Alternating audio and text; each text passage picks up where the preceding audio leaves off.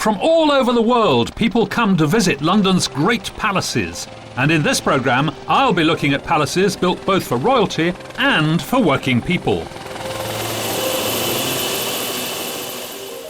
Behind me is one of London's great palaces. This is Hampton Court Palace.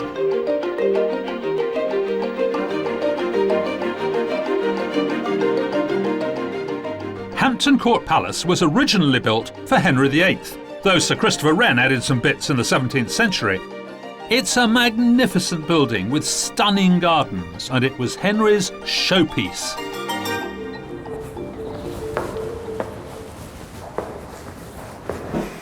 Here I am in Henry's Great Hall. It's 100 feet long, 40 feet wide, and 60 feet high.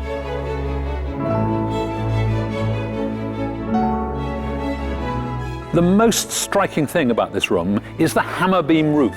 The hammer beams support the arch, meaning the roof span can be much wider. And it's ludicrously over the top, decorated with endless bits of carving and gilding Henry really wanted to show off. There's another rather intriguing thing about the roof. On every hammer beam, there's a little chap leaning over and apparently looking down and listening to what's going on below, to all the scandal and the gossip among the courtiers. Now, we don't know who those chaps are. They may have been representations of courtiers themselves. But the fact is, because they're in the eaves, they came to be called eavesdroppers. Up on the roof, there's equally intricate decoration. These beautifully crafted brick chimneys were the status symbols of their time, although all 241 are Victorian copies of the Tudor originals. I love those Tudor chimneys, and I couldn't help wondering how the Victorians copied them so beautifully. I mean, here we've got a bit of chimney. Well, it's not real one, you understand. It's a sort of pretend chimney with those terrific spirals. And obviously what you need is a whole lot of bricks shaped like that. Now, how on earth do you shape a brick like that? Well, fortunately, there's a man who knows here. Richard, where do you start? The first process is to make the brick flat and square. Then you have to cut it a bit thinner, obviously, because this is thinner than that. Exactly. How do you cut off the extra bit? We use these wire saws. So this is just wire? It's just ordinary twisted wire. OK, so you cut it down to the right shape. Process, yes. Yes, but what I want to know is how you cut this amazing shape here, this curve. We cut the brick into this mould, and we've got to hold it in place so that we can actually do the cutting process. Very high tech. Yeah, great. OK. And we follow this profile all the way down through.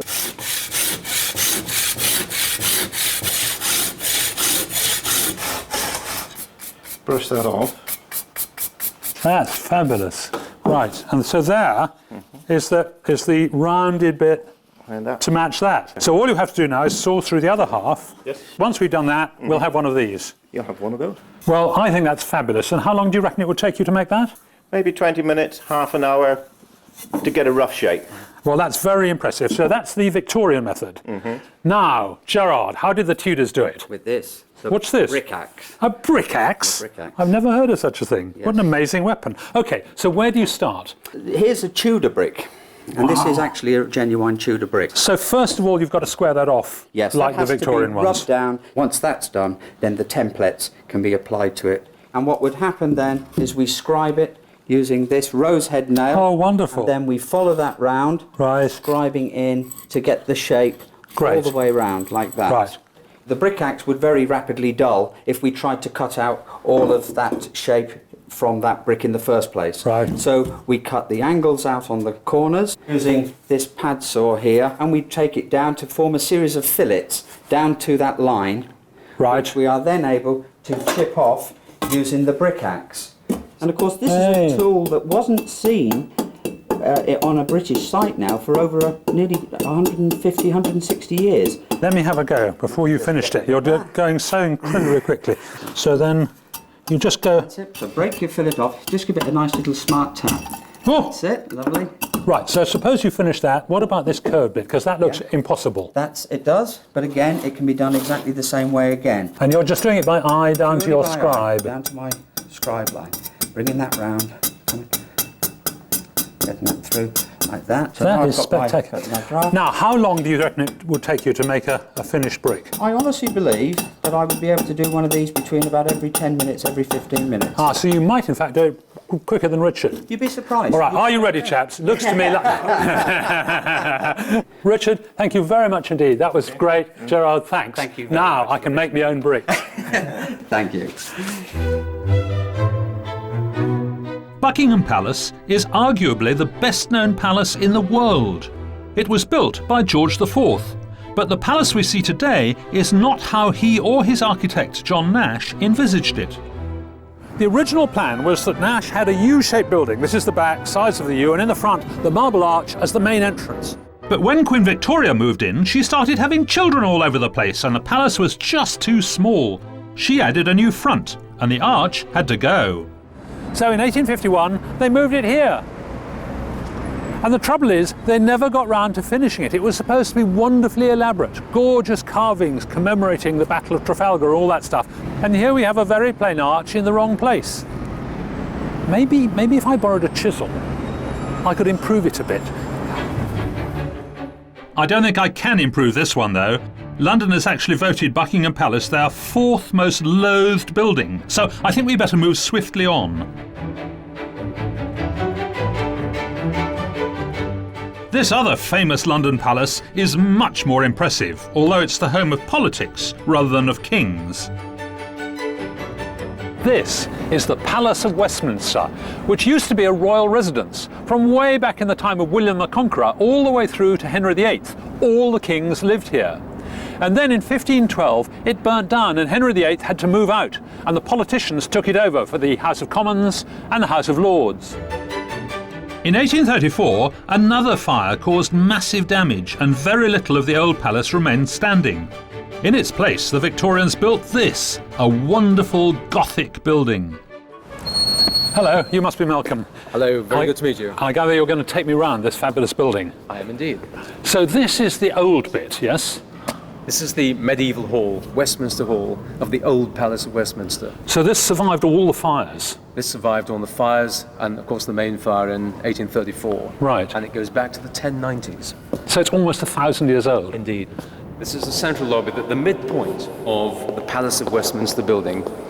We're standing, in fact, Oh, really? on the midpoint here. You're in the middle of the new palace, and Right. behind you, you've got the corridor leading to the House of Commons debating chamber. Right. And then directly opposite, at the end of this long corridor, you've got the House of Lords.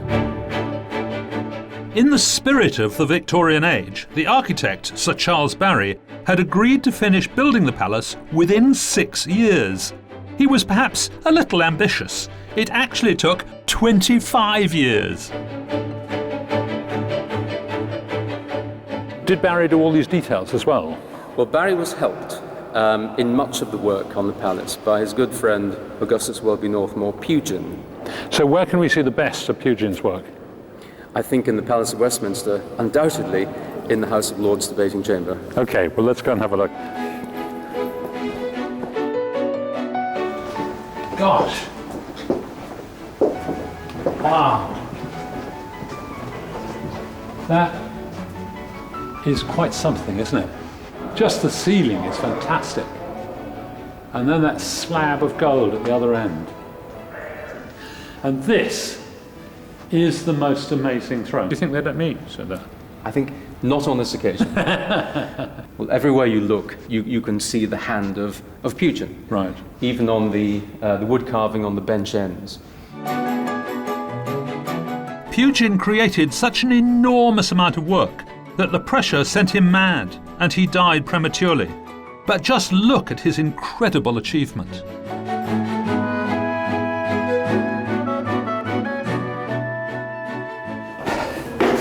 The most distinctive feature of the Palace of Westminster is Big Ben, which is not actually the tower or even the clock, but the bell. The trouble is, it's 334 steps to the top. So why did they call a bell Big Ben? Well, there are various theories. Nobody actually knows the answer. One is that the Commissioner of Works was Sir Benjamin Hall, and at some point they had a debate to try and decide the name of the bell, and he gave an incredibly long and boring speech, and at the end of it, when he sat down, somebody said, "Why don't you just call it Big Ben and have done with it?" But then there's a rival theory. There was a prize fighter called Benjamin Caunt who weighed 17 stone, and what's more, he was always called Big Ben in the papers and so on, and maybe it was called after him. Anyway, I think it's about to go. Listen to this, the quarter bells first.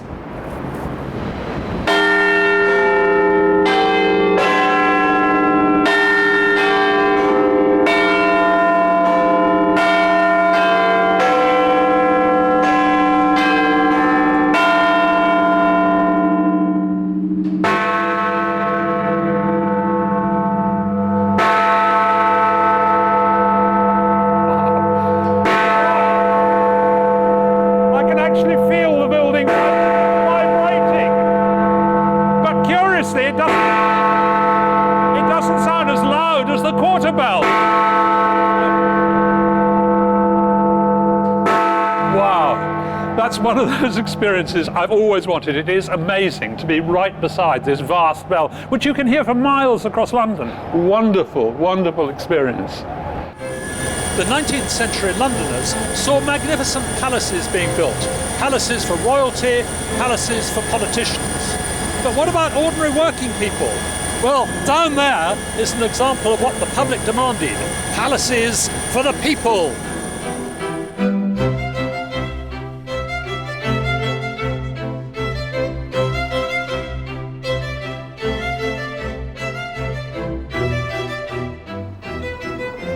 There, got it, just over there, that spike on the horizon. You remember the Crystal Palace, built for the Great Exhibition in Hyde Park in 1851? Well, when the exhibition was over, they moved the entire Crystal Palace to Sydenham. That's there, southeast London. And of course, the people up here in the north were cross because they didn't have a palace for the people, so they built this, Alexandra Palace. And actually, this is done rather better because the Crystal Palace burnt down in 1936, and this is still open. This was the place to come for theatre, concerts, circuses, fairgrounds, and too many sports to mention. Once, Blondin, the famous tightrope walker, walked across the south face of the palace while cooking an omelette. I don't know whether he took the cooker with him, but anyway, cooked an omelette on the wire. This was a cornucopia of delights for the working man.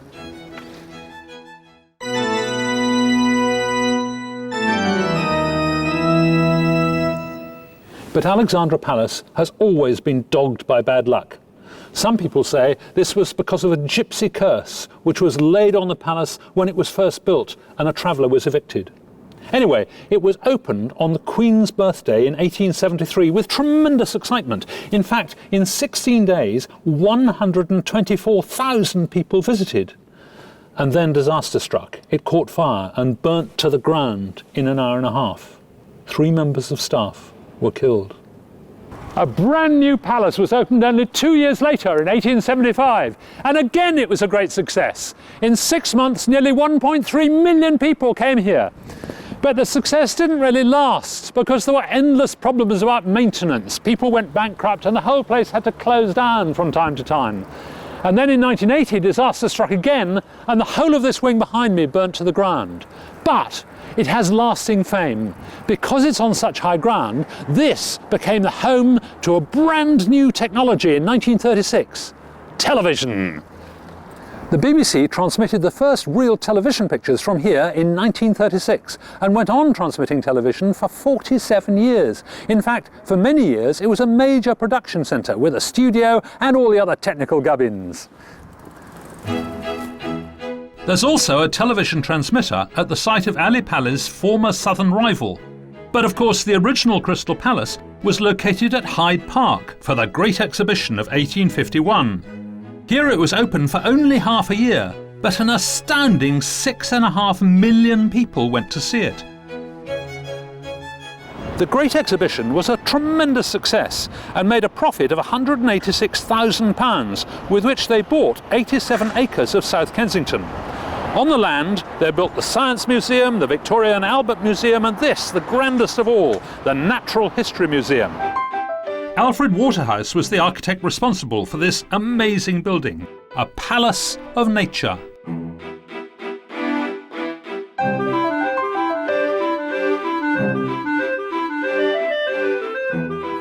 This is Rosemary Hill, who's an expert on Victorian architecture. I gather it was even more elaborate in the original design, is that right? It was going to be much bigger. Waterhouse was given a budget of £500,000 to start with, which was then drastically cut, and so he only got to build the front and not the back and the sides, as he would have liked to have done. Did the work go smoothly once it had started? No, it didn't at all. What he was working with was a very Victorian technique, which they like to call constructional polychromy, which meant that instead of applying the colour to the surface of the building, as the Georgians had done, you actually built it in, as you can see here. But was it very complicated, therefore? No one had used terracotta on this scale, and of course that turned into a nightmare for the contractors, who in the end went broke because they couldn't provide enough fast enough. Right. And presumably when the public arrived for the first time, they came in through this great sort of cave entrance. It's a great arch, like a great opening in a cliff face, preparing you for what's inside. Right. Well, let's go and see what is inside. After you. This is the most extraordinary building, isn't it? It's a wonderful combination of the drama of scale and the drama of detail. One of the things that Victorians were very good at, especially after the Crystal Palace, was great public spaces. So you've got these great staircases, which are borrowed really, I think, from Italian palazzos. And the detail, I mean, apart from the huge space, I love all these bricks and the little patterns in the brick, and these monkeys. The Victorians loved narrative. Theirs was the age that produced all the great novelists, George Eliot, Dickens, and their buildings are full of stories that tell you what the building is as you move around it.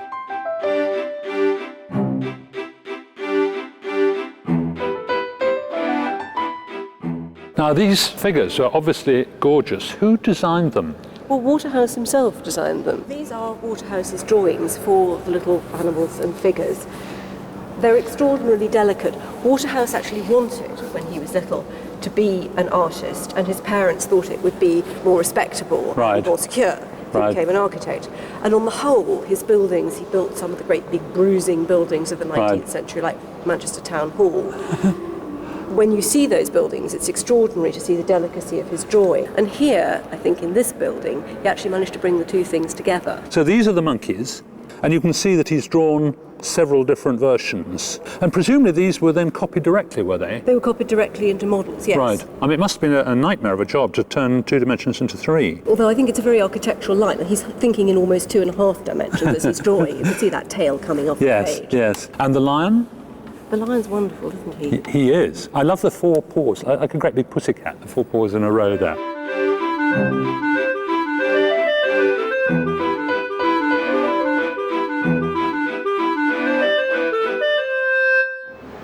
Well, there's a massive terracotta about, and I wondered how the stuff is made. John, suppose we want to make a column or pillar like this. This is terracotta, yes? That's right, yes. How do we do it?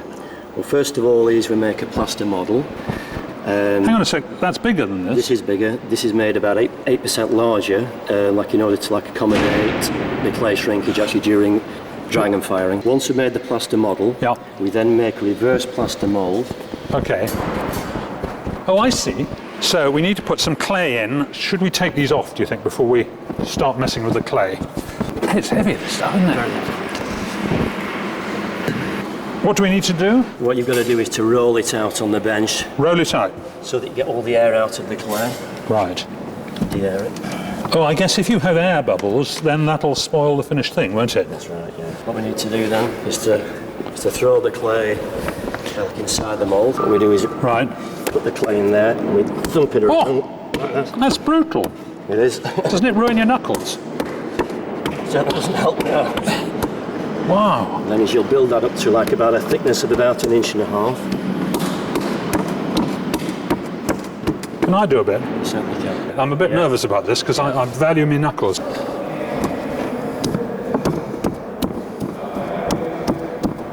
And you really do it all by hand like that? Everything's by hand, yeah. Imagine it'll take about an hour to press a block like this. Do you think we could peel away that little bit and see if it's worked? From the top? Let's just give it a good thump there. You don't trust my walloping, do you? You could probably Oh, hey! look at that. You can start Oh, to see. yes. You can start to see it. That's fabulous. And this is the very piece that I was trying to make. Isn't it fantastic? Now, once it's been fired, terracotta can't be cut. It can't be shaved to fit. Every piece has to be made exactly the right size and shape so that they all go together to make an enormous three-dimensional jigsaw. And just look at the resulting picture.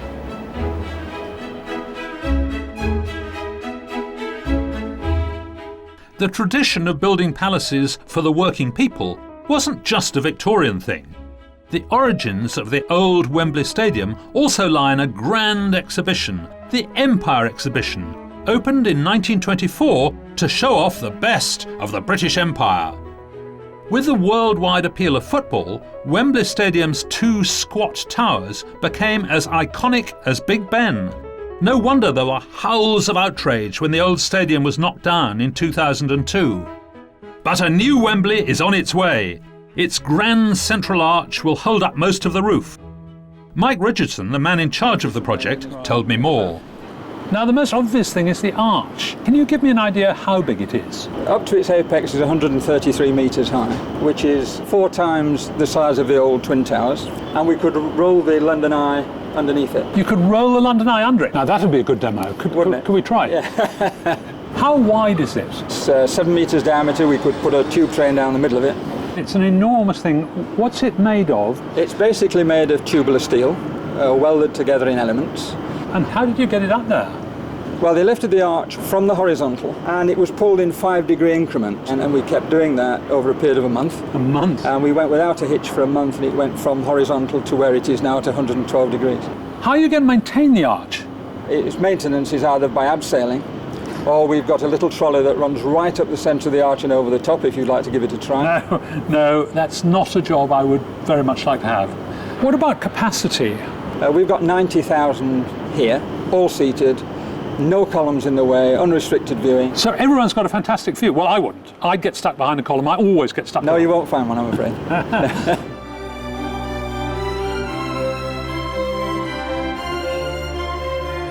Just look at that. This brand new palace for the people is soon going to become a London icon, like Buckingham Palace or Big Ben's Tower.